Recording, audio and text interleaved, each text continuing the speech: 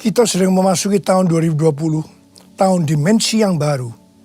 Sekarang kita baru mengerti bahwa kita sedang memasuki sesuatu yang baru. Keadaan yang baru, masalah yang baru, sesuatu yang belum pernah kita lihat, belum pernah kita dengar sebelumnya. Seperti sudah kita ketahui bersama bahwa COVID-19 dalam tempo yang relatif singkat, sekitar 3,5 bulan, sudah menginfeksi sekitar 160 negara. Yang berarti sekitar 80% dari negara-negara di dunia sudah terinfeksi oleh COVID-19. COVID-19 sudah menjadi pandemi. Kita tidak bebas bepergian dan hal-hal lainnya yang membuat hidup kita tidak nyaman lagi. Juga dampak luar biasa yang menyebabkan keadaan perekonomian dunia menuju resesi secara global. Semua ini mengakibatkan orang-orang hidup dalam ketakutan, kekhawatiran yang berkelebihan, dan kepanikan.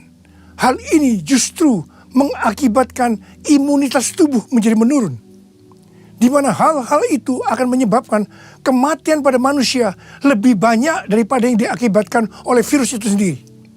Hal ini memang yang dikehendaki oleh iblis. Tetapi justru Tuhan berkata kepada kita, jangan takut. Jangan hidup dalam kekhawatiran. Jangan panik. Sebab dengan tinggal diam dan percaya, disitulah terletak kekuatanmu. Tuhan Yesus berkata, jangan kamu khawatir. Jangan kamu khawatir. Jangan kamu khawatir apa yang akan kamu makan. Apa yang kamu minum. Apa yang kamu pakai. Semua itu dicari bangsa-bangsa yang tidak mengenal Allah. Tetapi Bapamu yang di sorga tahu bahwa kamu memerlukan semuanya itu. Tetapi carilah dahulu kerajaan Allah dan kebenarannya, maka semuanya itu akan ditambahkan kepadamu. Apa yang saudara butuhkan hari-hari ini? Saya tahu yang saudara butuhkan hari-hari ini supaya tidak takut, tidak khawatir, tidak panik. Kalau saudara mencari dahulu kerajaan Allah dan kebenarannya, saya percaya saudara tidak akan takut lagi, tidak akan khawatir lagi, tidak akan panik lagi. Ketika memasuki tahun 2020, Tuhan mengingatkan perkataan Rasul Paulus dalam 2 Korintus 4 ayat 13. Karena aku percaya, maka aku berkata-kata. Tuhan meminta kepada kita agar kita banyak memperkatakan firman Tuhan karena kita percaya. Kalau kita memperkatakan firman Tuhan karena percaya, terjadilah seperti apa yang kita katakan. Kita diminta untuk memperkatakan Mazmur 91. Janji Tuhan di dalam Mazmur 91 ditujukan kepada orang yang hatinya melekat kepada Tuhan, sehingga menjadikan Tuhan tempat perlindungannya. Tuhan berkata, engkau tidak usah takut terhadap kedahsyatan malam, terhadap panah yang terbang di waktu siang, terhadap penyakit sampar yang berjalan di dalam gelap, terhadap penyakit menular yang mengamuk di waktu petang. Walau 1,000 orang rebah di sisimu dan 10,000 di sebelah kananmu, tetapi itu tidak akan menimpamu. Karena itu saya percaya, kalau hati kita melekat sama Tuhan, kita tidak akan hidup terus-menerus dalam ketakutan, kekhawatiran, dan kepanikan. Tuhan berkata dalam 2 Tawarikh 7 ayat 13 dan 14.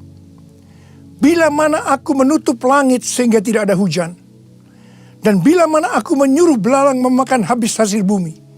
Ini berbicara tentang krisis ekonomi. Dan bila mana aku melepaskan penyakit sampar di antara umatku. Ini berbicara tentang COVID-19. Bukankah ini yang sedang terjadi hari-hari ini di Indonesia?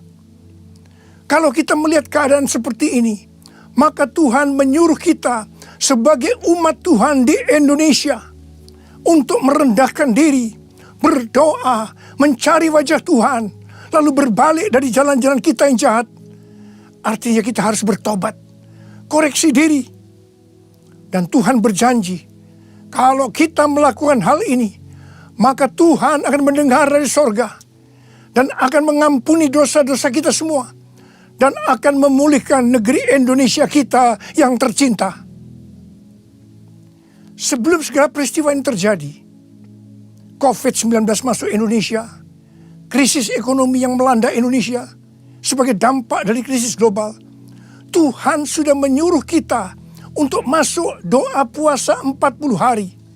Dari tanggal 1 Maret sampai dengan 9 April 2020. Dalam doa puasa ini, kita harus melakukan seperti yang Tuhan perintahkan. Apakah saudara ikut dalam doa puasa ini? Kalau saudara melakukannya, saya percaya kita tidak akan hidup dalam ketakutan, kekhawatiran, dan kepanikan yang terus-menerus. Ketika orang Israel berdosa kepada Tuhan, maka untuk menghukum bangsa Israel, Tuhan mengizinkan iblis membujuk Daud untuk menghitung jumlah orang Israel dan orang Yehuda. Dan bujukan iblis ternyata berhasil. Karena Daud menghitungnya dengan kesombongan. Setelah menghitung, Daud sadar bahwa ia bersalah kepada Tuhan. Karena dia melakukan itu dengan motivasi kesombongan. Di mana Tuhan tidak senang karena Tuhan menentang orang yang congkak.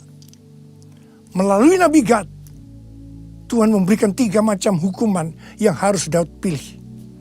Yang pertama, 3 tahun kelaparan di negerimu, yang artinya krisis ekonomi. Yang kedua, 3 bulan lamanya engkau lari dari hadapan lawanmu dan mereka mengejar engkau. Dan yang ketiga, 3 hari penyakit sampar terjadi di negerimu seperti COVID-19 yang ada pada saat ini. Dengan berat hati, Daud minta kepada Tuhan agar dia dihukum jatuh ke tangan Tuhan saja. Jangan ke dalam tangan manusia. Dan hukuman yang Tuhan pilih adalah penyakit sampar selama 3 hari. Di mana yang mati berjumlah 70.000 orang. Artinya sekitar 8 kali lipat dari yang mati karena COVID-19 saat ini. Melihat kejadian ini, Daud bertobat. Dia sungguh-sungguh minta ampun kepada Tuhan. Setelah itu Tuhan berkata kepada Nabi Gad untuk menyuruh Daud membuat mezbah bagi Tuhan agar tulah ini berhenti. Daud membuat mezbah itu di tempat pengirikan Arauna, orang Yebus. Arauna berkata kepada Daud bahwa dia akan menyiapkan segala sesuatunya. Tetapi Daud berkata kepada Arauna, aku tidak mau membuat mezbah ini dan mempersembahkan korban bakaran kepada Tuhan dengan gratis. Tetapi aku akan membayar harganya. Jadi, agar tulah itu berhenti, maka Daud melakukan yang pertama, Daud bertobat dan minta ampun sungguh-sungguh pada Tuhan. Dan yang kedua, Daud membuat mezbah dan mempersembahkan korban bakaran kepada Tuhan. Tidak dengan gratis, tetapi ada harga yang harus dibayar. Mezbah berbicara tentang ibadah. Di dalam beribadah kepada Tuhan, tidak dengan gratis. Tetapi ada harga yang harus dibayar kepada Tuhan. Apa yang Tuhan minta harus kita berikan. Termasuk mempersembahkan tubuh ini sebagai korban persembahan yang hidup, kudus, dan berkenan kepada Tuhan. Termasuk juga harta yang Tuhan titipkan kepada kita.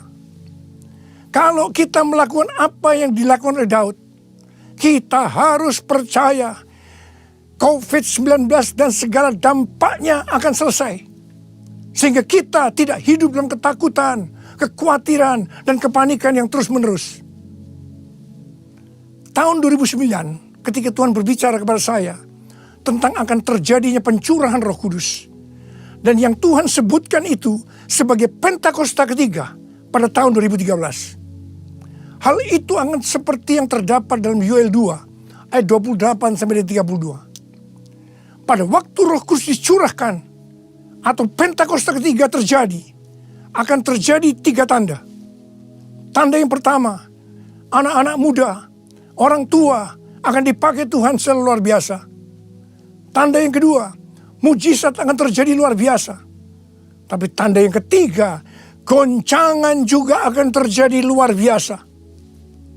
Dengan adanya 3 tanda ini, Yoel 2 ayat 32 akan terjadi. Yaitu akan banyak orang yang berseru kepada nama Tuhan. Dan mereka yang berseru kepada nama Tuhan, mereka akan diselamatkan. Jadi akan terjadi penuaian jiwa yang terbesar dan terakhir sebelum Tuhan Yesus datang untuk kali yang kedua. Goncangan-goncangan yang luar biasa terjadi hari-hari ini. Dan kita harus mengerti bahwa Tuhan sedang mencurahkan Roh Kudus-Nya yang luar biasa pada zaman now, yaitu Pentakosta yang ketiga. Seorang hamba Tuhan yang bernama Henk Kuneman, dia mendapat penglihatan tentang angin, yaitu angin Roh Kudus, angin dari Tuhan yang turun di Jakarta dan sekitarnya, yang membuat goncangan yang keras. Dan dia juga berdoa untuk Indonesia agar terjadi kebangunan rohani. Ini adalah Pentakosta yang ketiga. Kalau kita mengerti akan hal ini, kita tidak akan hidup dalam ketakutan, kekhawatiran, dan kepanikan yang terus-menerus. Tetapi justru kita akan bersiap-siap untuk melihat apa yang telah Tuhan katakan selama ini tentang Pentakosta ketiga, yaitu anak-anak muda, generasi Yeremia akan bangkit. Amanat agung Tuhan Yesus akan selesai, di mana orang-orang akan menjadi murid Tuhan Yesus. Dan Tuhan Yesus akan datang kembali untuk kali yang kedua. Tuhan juga berpesan agar kita banyak berbahasa roh. Sebab sesuai dengan penyelidikan yang dilakukan oleh ahli bedah otak dari Oral Roberts University, bahwa orang yang berbahasa roh akan meningkatkan sistem imunnya sebesar 35-40%. Sehingga tidak mudah terinfeksi COVID-19. Pada bulan Oktober 2019, Daniel Kolenda yang sekarang menjadi pengganti Reinhard Bonnke mengundang saya ke Brasil. Sebab di Brasil ada gerakan anak-anak muda yang luar biasa dalam acara The Send Brasil. Mereka menyiapkan suatu stadion di Sao Paulo yang kapasitasnya sekitar 80.000 kursi. Ketika tiketnya dijual untuk acara The Send Brasil ini, kurang dari 6 jam tiketnya sold out. Yang waiting list sangat banyak. Kemudian mereka mencari stadion kedua di Sao Paulo, di mana tiketnya sekitar 3 hari sold out juga. Ternyata yang waiting list masih banyak. Mereka mencari stadion yang ketiga, dan mereka mendapatkan stadion di Brasilia, ibu kota Brasil. Acara The Send Brasil dilakukan hanya 1 hari, yaitu tanggal 8 Februari 2020. Dari jam 10 pagi sampai jam 10 malam. Jadi selama 12 jam non-stop. Pujian, penyembahan, khotbah saling bergantian. Saya datang ke Brasil untuk mengimpartasikan api Pentakosta ketiga. Jadi pada waktu undangan saya terima pada bulan Oktober 2019 itu, saya bertanya kepada Tuhan, Tuhan, kok Brasil duluan ya yang mengalami pencurahan Roh Kudus untuk anak-anak muda? Tuhan menjawab, kamu kan tidak tahu apa yang akan terjadi pada beberapa bulan yang akan datang. Saya tidak mengerti jawaban Tuhan. Tetapi saya hanya perkatakan, sampai pada waktu itu kita masuk doa puasa 40 hari. Di mana terjadi keadaan seperti sekarang ini. Kejadian COVID-19 yang makin meluas. Dan Tuhan berkata kepada saya, ini yang aku maksudkan dengan kejadian yang akan terjadi pada beberapa bulan yang akan datang. Saya diberikan pengertian oleh Tuhan bahwa melalui semua peristiwa ini akan terjadi kegerakan anak-anak muda di seluruh dunia. Pada waktu saya di Brasil, saya bertemu dengan para pemimpin yang ada di sana. Dan mereka berkata bahwa Indonesia dan Brasil akan dipakai Tuhan untuk memimpin kegerakan anak-anak muda. Saya percaya kalau kita mengerti akan hal ini, kita tidak akan hidup dalam ketakutan, kekhawatiran, dan kepanikan yang terus-menerus. Tapi justru kita akan bersuka cita melihat apa yang selama ini Tuhan beritahu kepada kita tentang Pentakosta ketiga akan digenapi. Dan setelah itu, Tuhan Yesus datang untuk kali yang kedua. Saya mau berdoa buat saudara. Angkat tangan kita.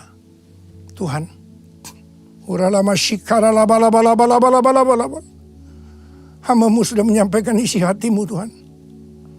Tuhan, pesan-Mu, kami tidak boleh takut, khawatir, panik secara terus-menerus. Justru kami harus bersuka cita melihat semua ini. Melihat apa yang Tuhan janjikan selama ini. Itu akan terjadi. Tuhan, berkati anak-anak-Mu Tuhan. Engkau berikan pada kami pengertian demi pengertian. Tolong anak-anak-Mu. Engkau jagai mereka. Tutup bungkus mereka semua dengan kuasa darah-Mu Tuhan. Jauhkan mereka dari serangan si iblis. Yang hari-hari sedang mengacak-ngacak dunia. Tuhan, terima kasih. Berkat-Mu melimpah buat anak-anak-Mu. Terima berkat Tuhan. Terima, terima, terima, terima. Dalam nama Yesus. Sembuh dalam nama Yesus. Sembuh dalam nama Yesus. Amin.